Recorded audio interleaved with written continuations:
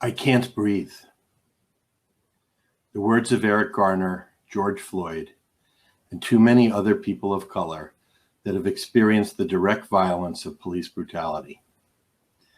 This suffocating feeling is also ever present in the minds and bodies of countless children of color, children with disabilities, and children growing up in the foster care system.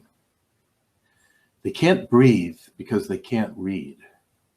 They can't breathe because they see no path out of the chronic poverty and lack of opportunity that their families have endured for generations.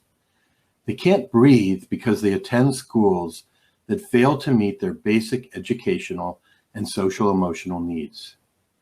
For any child, this is a torturous, brain-numbing, hope-killing experience.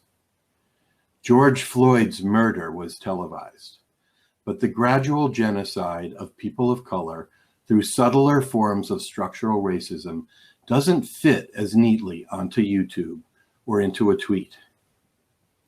As I have gotten older, I've come to understand that the Horatio Alger version of the American dream is an insidious lie, at least for Black and brown Americans. Our systems allow just enough Black and brown people to escape chronic poverty to empower the rest of society to say that those who do not have no one to blame but themselves. But I have also learned that not all of the dream is false. Education really is a great equalizer. When schools do their job, children and youth thrive, even when other aspects of their lives are less than ideal. Not only do they become better equipped for college and career, they are more resilient in handling all of the other challenges life will throw at them.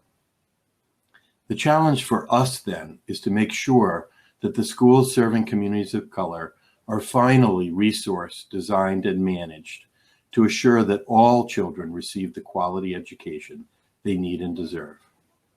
Contrary to what some would have us believe, this is not a zero-sum game. Everyone gains when all children are treated like they matter and allowed to grow into contributing members of the community. Here in 2020, humanity seems to be at a complicated crossroads. The pandemic has brought out the best and the worst in us. Climate change is wreaking havoc on all of the continents, though some still deny it. And we lost the two judges, Gantz and Ginsburg, that most symbolize the possibility of justice for all.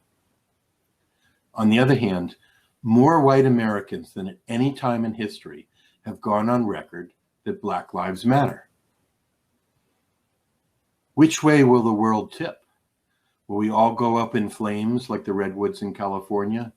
Or will we make the hard choices necessary to save the planet and our democracy for our children?